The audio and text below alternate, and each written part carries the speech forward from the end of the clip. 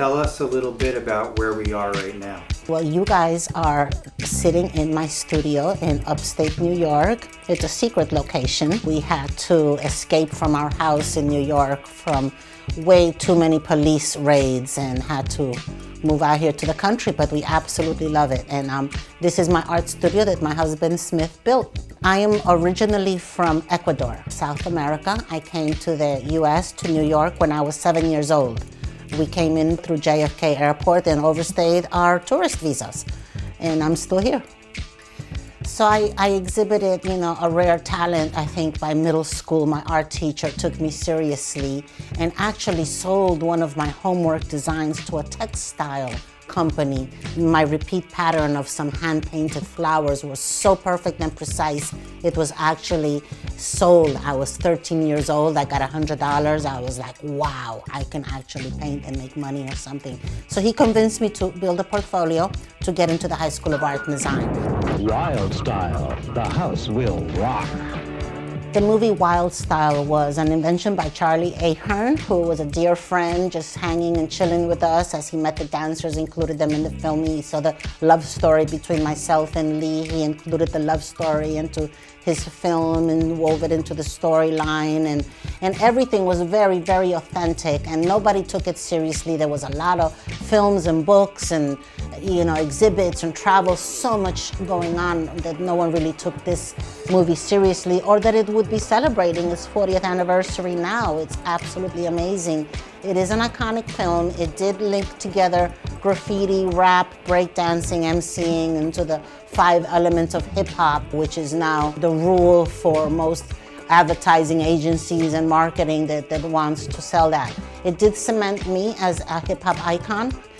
So, that movie has been a blessing that it made me famous pretty early on, and luckily I was able to, back up that fame with actual talent for painting that has made me have staying power all these years. Although I don't like to watch that movie, that love story is traumatic for me. We had a terrible breakup. It took years for us to get over that and become friends again, but I am friends with Lee again.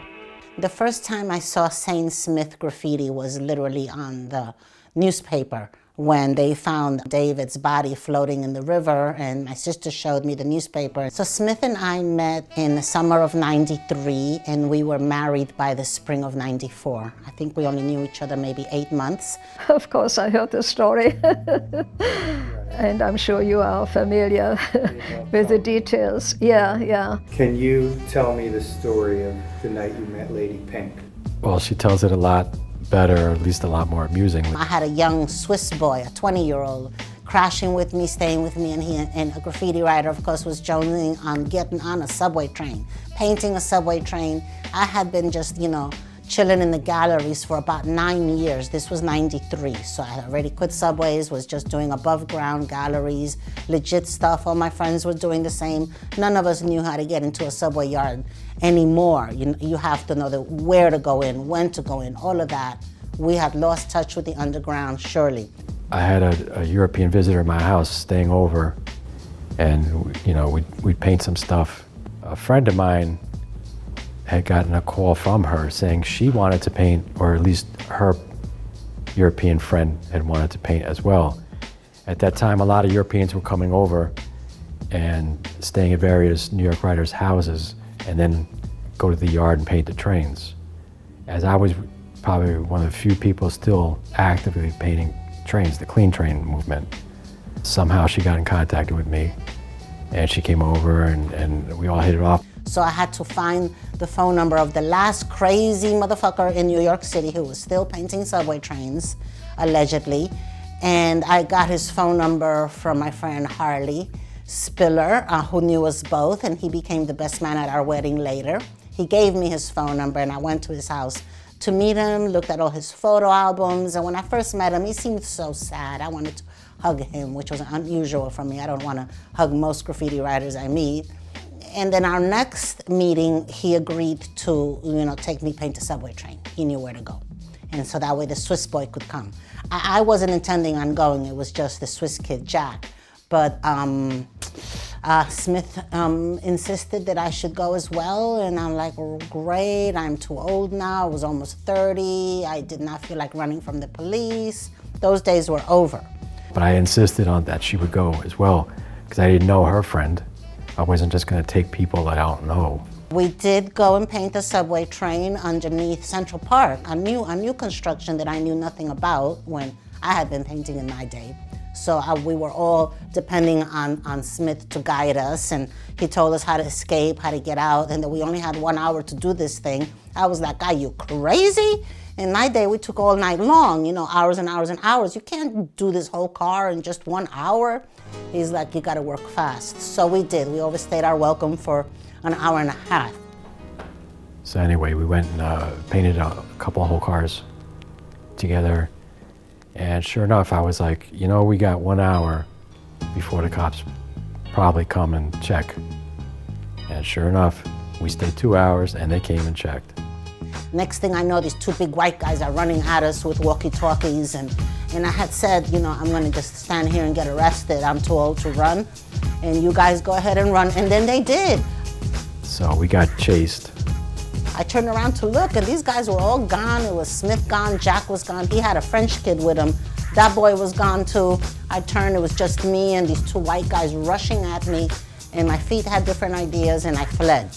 Running through the dark, down a catwalk, can't see anything, smacking into stuff, and then the ground gives way. I go flying into a heap of trash. Luckily, there were some rats that broke my fall.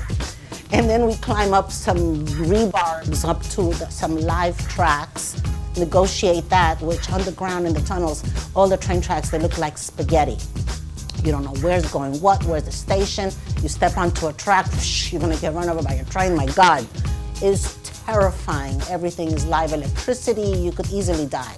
The Swiss kid stuck with me because since he was staying in my house, he didn't want to get thrown out. So the two of us negotiated and found our way. We found an exit hatch leading out to the Central Park. In the middle of the daytime, we popped up in the middle of Central Park. There's a hatch that came out. So we opened that up. It's a sunny afternoon on a weekend. Tourists are milling about, and then they see us. And then terror sets in because we're black as soot, because it's so dirty underground. I'm bleeding from my knee. We're looking wild-eyed and crazy. And I'm washing the blood in a fountain, asking some Japanese guy, can I have a cigarette and stuff. He handed it to me. His hand was shaking. We looked terrifying. And then we had to get on the subway train to go home. At least the Swiss kid still had his wallet and his money, so we get on the subway and we get half the car to ourselves. Everyone just rushes to the other end because these folks look really, really scary. We all came out separately. I lost a Smith, but he thought that I had gotten caught or something, and he was terrified about it. But when he reached me at home and saw that I was safe, and we realized, wow, I think we're falling in love. That's one hell of a first date. Yes, it is. That's how it happened. I was living with someone. I had been living with a girlfriend for about 9 years, and it was our time to break up, I believe. So I started hanging out with a group of writers again and going out and doing freight trains, and Smith was one of them. Just, you know, new writers I met. Going out on weekends, painting, having fun, and my girlfriend at home was getting all upset about that. I wasn't spending enough time with her, and now here I am going out with these handsome young men, and she's getting all, you know, freakishly like jealous, and so it was time to end that.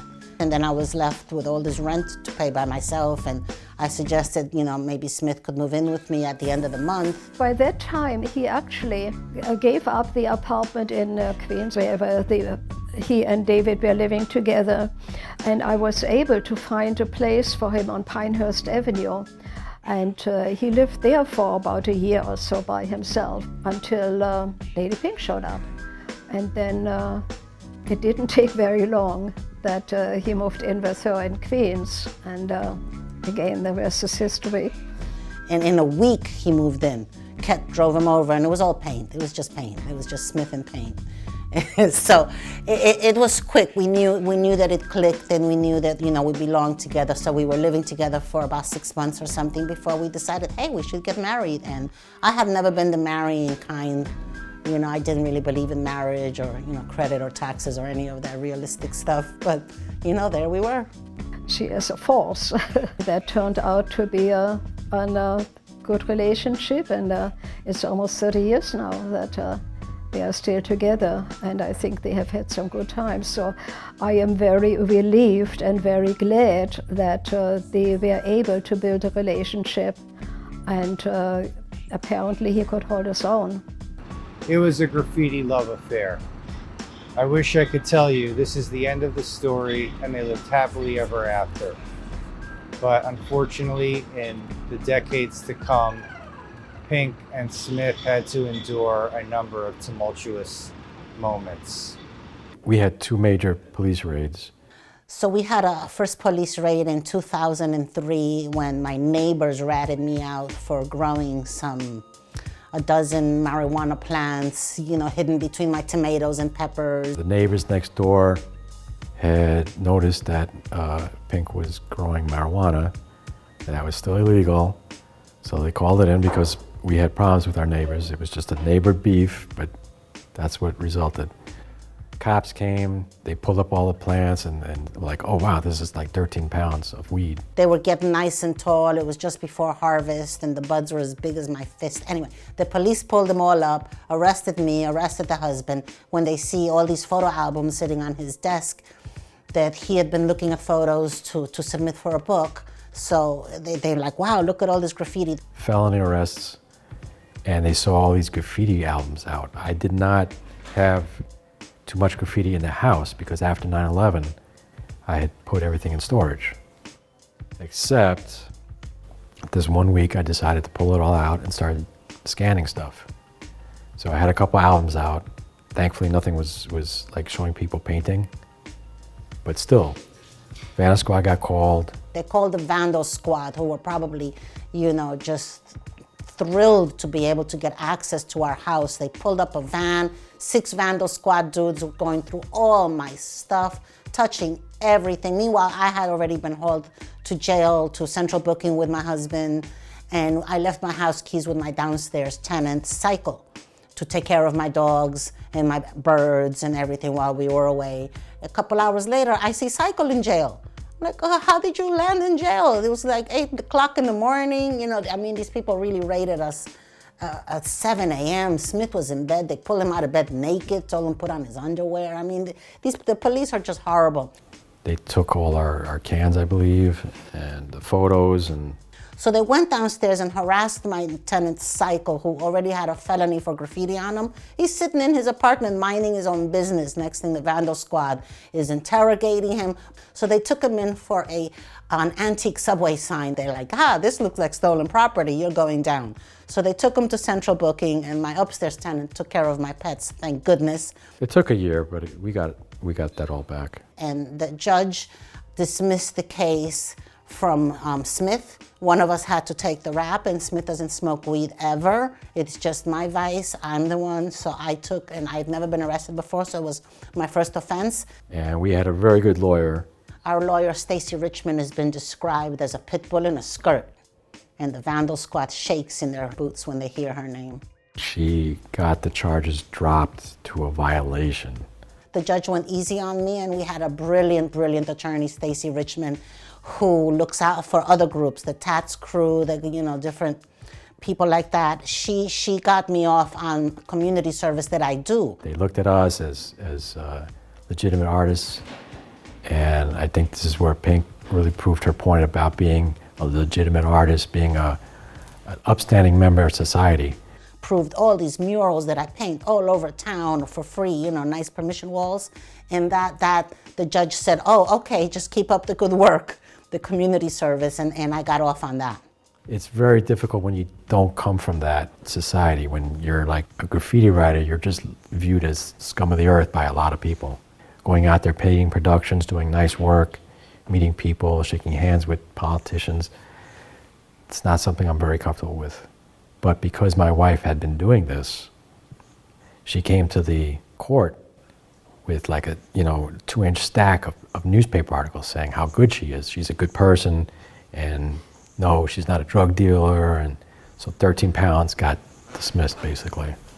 So that was our first raid. There's a conundrum in graffiti.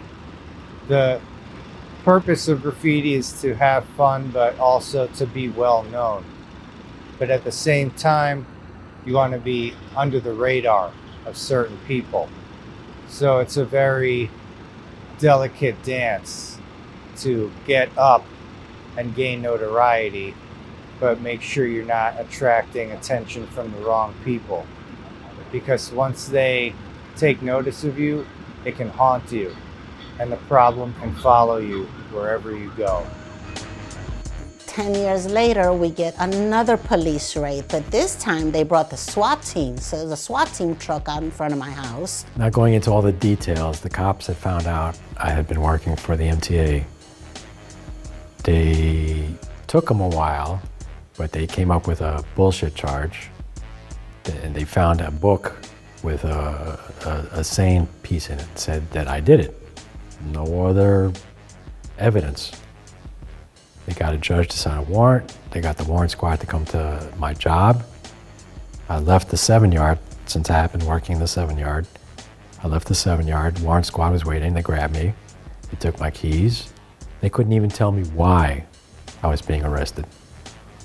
And Vandal squad came to the precinct. They took the keys, they went to my house. The SWAT team came, they closed off the street. And they're coming in with helmets and shields and guns drawn, and I'm in my hallway with my hands up, don't shoot. You could never trust these people. So, you know, it was absolutely terrifying. SWAT team guys with shields and guns came into the house, and because they made so much noise, Pink came into the hallway, and that's her, and they pulled guns on her, and all over graffiti. So they come in my house using my husband's keys, which they had already arrested him coming home from work. They had his house keys. Thank God they used that instead of the battering ram to come into my house. You know, for what? They had a flimsy warrant, and this time they took my computers as well. The first raid, they took all our photo albums and books and artwork and stuff. This time they took my computers and over 1,000 cans of spray paint. They cleaned me out. And again, with made up stuff. And this one was about a book called We Own the Night. It was about a abandoned subway tunnel in Brooklyn, about 103 street artists had painted. The police decided that, oh, the image here on page 49 looks like that guy's work. And it was a saying, and believe me, because the boy is a folk hero, a lot of people paint his name. You know, you can't keep coming to my husband's door whenever his brother's name appears somewhere. My goodness, that's insane, but that is exactly what they did. So they decided that the saying looked like my husband's work. There's enough reason to get a flimsy warrant, come into our house, take all our stuff. I had to, again, sit on the sofa with a policewoman while the police robbed me, taking everything. And again, Stacy Richmond had to get us out of that. This is the issue with the book. It was printed in 2012. As you see, they date all the artists' work that was done. There's a statute of limitations with graffiti. Had the publishers of this book waited to print it, the Vandal Squad wouldn't have had a case. But they printed it, and they insinuated that Smith was the artist.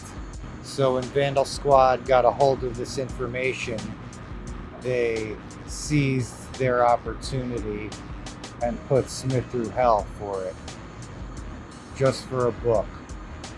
You also got to understand that when a city worker loses their job, it's not only bad because they lose their steady 9 to 5. We're also talking about losing a pension and losing health insurance. They really fucked up when they put his name in this book. And they allege that Smith did his work in 2009 and printed it before the statute of limitations for graffiti. So, long story short, a year later, my good lawyer, yet again, proves the point that they were lying. Judge dismissed the case. and it takes about a year and a half to get back all your stuff. The computers came back quicker because the judge ordered them to just copy the hard drives and give these people back their computers. That's when all my work and business and mentoring, jobs, travel, sales, everything walked out the door with the computers. These people just looking to ruin our lives and drive us out of the city. So after $10,000 in legal fees, and it took us over a year to get our shit back. We didn't get it all back because that's the way New York PD works. So this time, I had enough. The vandal squad just keeps coming into our house and taking our stuff. We get back like 90% of it. We don't get all of it back. And that's the thugs with guns. So, it was time for me to move out of the city. We bought a house and we were out of there in months. Awful. Do you think the police have a vendetta against you and Smith? We're pretty sure the police have a vendetta against Smith and Sane and myself as well. Not that I did that much damage to the city. I did a few trains, a handful of trains, a few dozen trains, subway trains back in my time. I did notice before we left the city that a lot of times the helicopters, in the middle of the night, would have their little spotlights hanging on my backyard. We weren't growing any weed. There was no reason for them just to hover there for like 10, 15 minutes at a time, just to wake us up. I don't know what that is, but it sounds like a vendetta to me. Did you move out of NYC as a result of all of this harassment? Yes. Wow. We had been looking to move out of state because we got a little older and we just did not like New York anymore. It was just becoming nastier. And we grew up. We got mature. We wanted a house in the country, just like every other American. This precipitated that. So we thought we were hiding up here in a secret location, but no, the police found out where we were. And they sent a couple of, suits from the city in a fancy car all the way up here to question my husband about some SANE tags that have appeared on some train station near here, Middletown. They don't even have walls, they just have columns, little toy tags that say SANE. Wondering if maybe he handed down the name, is he training some young cat how to do little tags like that? I'm like, you must be kidding me. So they questioned him before I came out of the house. When I came out, I saw them. They hand me their business card. I realized they're transit authority detectives. So I crushed this card and I started growling like a barbarian, and Roger's like, get inside. And I don't often listen, but I did. I'm like, I'm gonna go inside and get the shotgun. But we don't have a shotgun. But that was my initial thought. I'm gonna kill these fucks. What are they doing on my property? They better be gone by the time I come back. I was so upset. They're like, oh, they're gonna take my husband again. Oh no, they're gonna drag him away with made up shit. They got no morals. But this is, what the police do. They come and they mess with us constantly. So they know where we're hiding. I mean, it's not really hiding. But the vandal squad only's got jurisdiction in the 5 boroughs of New York City, not up here in the country. They need way more proof, and the state police and all of that in order to raid our house and get us for nothing. We don't go anywhere. We don't break the law. Come on. So throughout all of this mayhem, Pink continued making art, doing murals and making beautiful canvases, and appearing in galleries.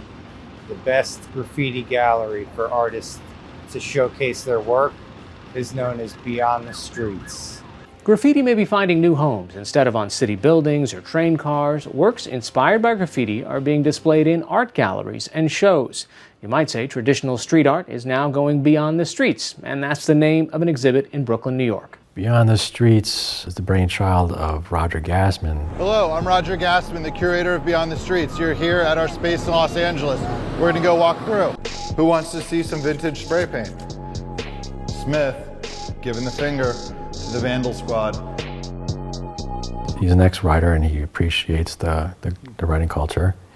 He's been trying to legitimize it or lionize it or whatever his motives are. Graffiti has become my longest obsession, collection, life, livelihood. By the time I was early 14 years old, I was heavily into graffiti. It really changed my life, and became something that I have not been able to shake Beyond the Streets is an excellent exhibit that is curated and organized by Roger Gassman. He is the man. He knows everyone, he knows everything, and puts together the best exhibits. It's a show showcasing graffiti history, graffiti styles, the art of this movement, showcasing the history of graffiti back to the 60s, both of New York and Philly. And for that, I'm very grateful, because a lot of these guys would never have gotten any kind of mention from anybody else until Roger Gassman got it together that this is important. So anyway, the Beyond the Streets show showcases all this. He had a show both in LA and New York, and I believe it moved to London and Singapore right now. My last installation with them was in London. I've got work up right now in Shanghai, China, at Beyond the Streets there. And have exhibited down in Brooklyn, where he got 2 stories of a brand new construction, and includes everyone who is everyone that important to have in a show, and some amazing, amazing exhibits. It's top notch. So showing all this history to spots that would have never heard of, not just me, but all these other old guys too. I think that's very important. He should have a museum of his own, absolutely. Beyond the Streets is the place to be. Graffiti, even at its rawest, throw-ups and tags, it's all art, it's all expression. And it took me decades to get my husband to admit that he was an artist. He would just call himself a bomber, a writer, he's a tagger, he's not an artist. An artist are soft and squishy and a whole different kind of person. He's hardcore, he's a writer, and I hear that. Most writers are like that. They're just in it for the fonts, for the letters. They can't draw anything else but fonts and letters and style and such, and that's their niche. But with a little bit of practice, they can draw lots of other things. Their hands have got control, their visions are tight, Anyway, so yes, I guess it took years for my husband to admit that he was an artist, and that what we do is legitimate art. People want to, pay us money for, and it isn't for us to decide if graffiti is art or legitimate art, or what kind of art it is. It's up to the historians, the academics, the institutions, like the best museums in the world have deemed that we are a contemporary art. Enough said. Graffiti is not one person, it's not one color, it's not one, culture. So there's many different reasons for doing it. The point of graffiti, especially when you're younger, you want to discover yourself, you want to be known, you want to have friends. So I guess fame really appeals to a lot of kids. And then after a while, you realize that fame is fleeting, and as long as you are enjoying yourself and what you do, that's probably the most important. A small group of friends is basically all you need. A small group of audience that you can relate. Hey, I went to blah, blah, blah layup and got over. Or did you see that piece? Oh shit, I saw your piece. It's the interaction. We've created our own culture. And I think that's the most important thing that you can do.